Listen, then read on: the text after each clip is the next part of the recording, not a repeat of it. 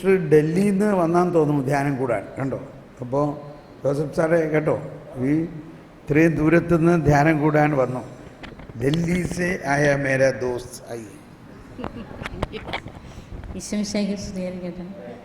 ഇത് ക്ലാസ്സിൽ നമ്മുടെ ബലഹീനതകളും കുറവുകളൊക്കെ മാറ്റണം നമ്മളല്ല, ഇത് പരിശുദ്ധാത്മാവാണ് മാറ്റണേന്ന് പറഞ്ഞപ്പോൾ സത്യത്തിൽ ഞാനൊരു അമ്മയാണ്, എനിക്ക് ഒത്തിരി മക്കളുണ്ട്.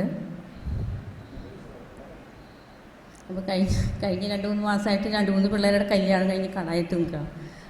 ഇപ്പോൾ ഒരു കല്യാണം വന്നിട്ടുണ്ട്, അത് ഏകദേശം അവർക്ക് അടുത്ത ആഗസ്റ്റിലൊരു കല്യാണം കാണും. അപ്പോൾ കുറച്ച് ആൺപിള്ളേർ പറഞ്ഞു, അമ്മേ പെൺപിള്ളേരെ മാത്രമേ കെട്ടിക്കണുള്ളൂ, ഞങ്ങളുടെ കാര്യമൊന്നും എന്താ തീരുമാനിച്ചേക്കണേന്ന് ചോദിച്ചു. അതിൻ്റെ ഇടയ്ക്ക് ഒരു കൊച്ച് കല്യാണം കഴിഞ്ഞ് 2 മാസം കഴിഞ്ഞപ്പോൾ അവനിവിടെ വീട്ടിൽ കൊണ്ടാക്കി പോയി. ഇതെൻ്റെ മക്കളുടെ കാര്യം ഞാൻ പറഞ്ഞത്. നിങ്ങൾക്ക് 1-2 മക്കളോ അല്ലെങ്കിൽ 5-8 മക്കളായിരിക്കും. പക്ഷേ എനിക്കൊരാഗ്രഹം ഉണ്ടായിരുന്നു. ഞാൻ മടത്തിൽ പോയപ്പോൾ കൂടി വന്ന് എൻ്റെ വീട്ടിൽ 8 മക്കളാണ്. ഞാൻ എൻ്റെ അമ്മോട് പറഞ്ഞു, ഇങ്ങനെ കല്യാണം കഴിച്ചിട്ടുണ്ടെങ്കിൽ കൂടി വന്ന 8, 10, 12 പിള്ളേരെ ഉള്ളൂ, എനിക്ക് ഒത്തിരി മക്കളുണ്ടാവണം. അതുകൊണ്ട് ആണ് ഞാൻ സിസ്റ്ററാവാൻ പോണേന്ന് പറഞ്ഞു. ആ ആഗ്രഹം സാധിച്ചു. ഇപ്പം മക്കൾ എന്നെ നോക്കി പറയാം, അമ്മ വിശക്കണ്. ഇപ്പോൾ പറഞ്ഞില്ലേ, ആഹാരത്തെക്കുറിച്ചല്ല സ്വർഗസ്നായ പിതാവേ എന്ന് പറയുന്നത്, ആഹാരത്തെക്കുറിച്ച് നമ്മൾ. എൻ്റെ മക്കൾ ഭക്ഷണമില്ലാണ്ട് കരയുമ്പോൾ 60 പിള്ളേർക്ക് 5 കിലോ റവ വെച്ച് ഉപ്പ് പോലും ഇടയില്ലാണ്ട് വാങ്ങിച്ചു വെച്ചപ്പോൾ ആരാധനയുടെ മുമ്പിലിരുന്ന് ഞാൻ കരഞ്ഞപ്പോൾ എൻ്റെ മക്കളെന്നോടൊന്ന് പറഞ്ഞു, അമ്മയ്ക്ക് നാണമില്ലേ കരയാനായിട്ട്? ഞങ്ങൾ കുറുമ്പ് കാണിച്ചതുകൊണ്ട് ഈശോ ഞങ്ങളെ പട്ടിണിക്ക് ഇട്ടണതാണ്, ഞങ്ങൾക്ക് ഭക്ഷണം തരണമെന്ന് ഈശോയ്ക്ക് അറിയാമെന്ന്. അന്ന് ഞാൻ ഇപ്പോഴും എൻ്റെ മേലിൽ കോരി തനിക്കാം. എൻ്റെ മക്കളാണ് എന്നെ വിശുദ്ധിയിൽ വളരുന്നത്. അപ്പം ഞാൻ വിചാരിക്കും, എനിക്ക് അവരോട് കൂടെ ജീവിക്കാൻ യോഗ്യതയില്ലല്ലോ എന്ന് ഞാൻ ചിന്തിച്ചു പോയി. കാരണം ആ മക്കളാണ് എന്നെ പഠിപ്പിക്കുന്നത് ഈശോയിൽ വിശ്വസിക്കാനായിട്ട്. ഇപ്പം ഞാൻ പറഞ്ഞു എന്നുള്ളൂ. അപ്പോൾ ഈശോ പറയുന്നത്, അപ്പം ഈ പെൺപിള്ളേരെ കെട്ടിച്ചിട്ട് കൊണ്ടുവരുന്നത് നിങ്ങൾക്കറിയാം, തെരുവിൽ നിന്ന് കിട്ടുന്ന മക്കളുടെ ബലഹീനതകളും കുറവുകളൊക്കെ നമുക്കറിയാം. ഒരു പെൺകൊച്ചിനെ കെട്ടിച്ചു വിടുമ്പോൾ അവളൊരു തെരുവിൽ വെച്ച് എന്തൊക്കെ പീഡനങ്ങൾ അനുഭവിച്ചിട്ടുണ്ടോ എന്നൊക്കെ ദൈവം ഹീലിംഗ് കൊടുക്കും. പക്ഷേ നിങ്ങൾക്ക് എല്ലാവർക്കും അറിയാം, ഞങ്ങൾ എൻ്റെ ഫാമിലി കുടുംബോദ്ധാരണ ലക്ഷ്യമായിട്ട് ജീവിക്കുന്ന ഇതാണ്. അതുകൊണ്ട് കുടുംബങ്ങളുടെ ഫാമിലി കൗൺസിലിനെ കുറിച്ചൊക്കെ ഞങ്ങൾക്ക് അറിയണ കൂടുതലാണ്. അപ്പോൾ അറിയാം, ബെഡ്റൂമിൽ സാറ്റിസ്ഫാക്ഷൻ ഉണ്ടെങ്കിൽ വീട്ടിലെ പ്രോബ്ലങ്ങൾ കുറയും എന്നാണ് ഞങ്ങളെ പഠിപ്പിച്ചിരിക്കുന്നത്. അപ്പം എൻ്റെ മക്കൾക്ക് ബെഡ്റൂമിൽ ചെല്ലുമ്പോൾ പ്രശ്നമുണ്ടെന്ന് ഞങ്ങൾ കെട്ടിക്കുന്നതിന് മുമ്പ് അത്ര ചിന്തിച്ചില്ലായിരുന്നു. പ്രശ്നങ്ങൾക്ക് കാരണം കാണും, നിങ്ങൾക്ക് ചിന്തിച്ചാൽ അറിയാൻ പറ്റുമായിരിക്കും. അപ്പോൾ അങ്ങനെ മോള് വന്ന് വീട്ടിൽ നിൽക്കാം. അപ്പോൾ ആ പിള്ളേർ കൗൺസിലിംഗ് നടത്തി പിള്ളേർ കഴിഞ്ഞപ്പോൾ ഇവരിങ്ങനെ ദുശീലങ്ങൾ കണ്ടപ്പോൾ ഞാൻ ഈ ദിവസങ്ങളിൽ മനസ്സൊത്തിരി വിഷമിച്ചു. എന്ന് പറഞ്ഞിട്ടുണ്ടെങ്കിൽ പെൺപിള്ളേരെ കെട്ടിച്ച് വിട്ടാൽ മതി, ആൺപിള്ളേരെ കെട്ടിക്കൊണ്ടുവന്നിട്ടുണ്ടെങ്കിൽ നമ്മൾ ഒരു 5 സെൻറ്റ് സ്ഥലവും പെരയെ പണിത് കൊടുക്കണം, അല്ലാണ്ട് ഇവിടെ താമസിക്കാൻ പറ്റണേ. ഇവർക്ക് അഡ്രസ്സില്ല, ഐഡൻറ്റിറ്റി കാർഡില്ല. അറ്റ്ലീസ്റ്റ് പള്ളിയിലെ വികാരിച്ചും പോലും ഇവരെ കാറ്റീസം പഠിപ്പിക്കാനായിട്ട് ബുദ്ധിമുട്ടാണ്. കാരണം എന്താണെന്ന് വെച്ചെങ്കിൽ കർത്താവ് സമയമാകുമ്പോൾ ശരിയാവും.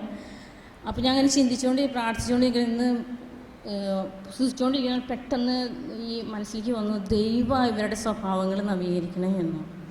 അപ്പം എനിക്ക് ഭയങ്കര ഒരു കൃപ പോലെ എൻ്റെ മനസ്സിലേക്ക് കയറി വന്നു. എൻ്റെ മക്കളുടെ എല്ലാ ബലഹീനതകളും ദൈവം ഏറ്റെടുക്കും. അവർ സമയമാകുമ്പോൾ അവരുടെ കല്യാണം കഴിയും. ഇപ്പോൾ വീട്ടിൽ വന്ന് നിൽക്കുന്ന വീട്ടിൽ എന്ന് പറഞ്ഞാൽ ആശ്രമത്തിൽ വന്ന് നിൽക്കുന്ന കൊച്ചിൻ്റെ മനസ്സരപ്പെട്ട് കൊണ്ടുപോകും. ഇതൊക്കെ ദൈവം ഏറ്റെടുത്തതാണ്. എനിക്ക് ടെൻഷനൊന്നും ഇല്ല, എന്നാലും ഒരു അസ്വസ്ഥത അതെനിക്ക് ഇന്ന് മാറിക്കിട്ടി എന്ന് പറയാൻ.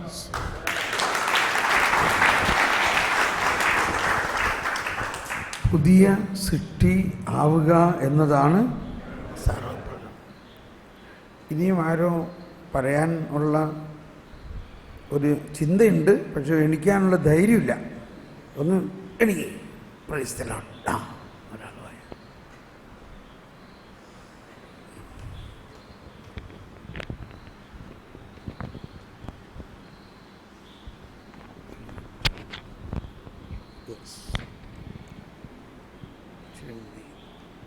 കർത്താവിൻ്റെ കൃപ ഒത്തിരി അധികം അനുഭവിക്കാൻ എനിക്ക് സാധിച്ചിട്ടുണ്ട്.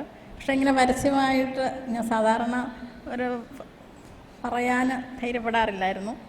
പക്ഷെ ഇപ്പോൾ വീണ്ടും വീണ്ടും ഇങ്ങനെ പറയുന്നത് കൊണ്ട് ആ കൃപയെക്കുറിച്ച് അല്പം സൂചിപ്പിക്കാമെന്ന് ഞാനങ്ങ് ധൈര്യപ്പെടുകയാണ്. പ്രാർത്ഥനയിൽ ദൈവത്തിൻ്റെ സ്വരം ശ്രവിക്കാൻ ഒത്തിരി സമയങ്ങളിൽ എനിക്ക് സാധിച്ചിട്ടുണ്ട്.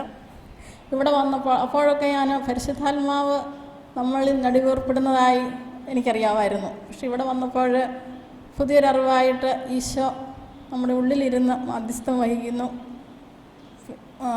എന്നുള്ളൊരു പുതിയ അറിവ് ലഭിച്ചു. അതോടൊപ്പം തന്നെ പിതാവായ ദൈവം സ്വരം ശ്രവിക്കുമ്പോൾ നമ്മൾ പ്രവർത്തിക്കുകയാണ് എന്നുള്ള ആ ഒരു പുതിയ അറിവും ബോധ്യവും കിട്ടി. അത് ഇവിടെ വരുന്നതിന് മുമ്പും വന്നു കഴിഞ്ഞും ഓരോ കർത്താവിൻ്റെ ആ കൃപ, വാത്സല്യം, കരുതൽ ഇതൊക്കെ ഒത്തിരി അനുഭവിക്കാൻ സാധിക്കുന്നു.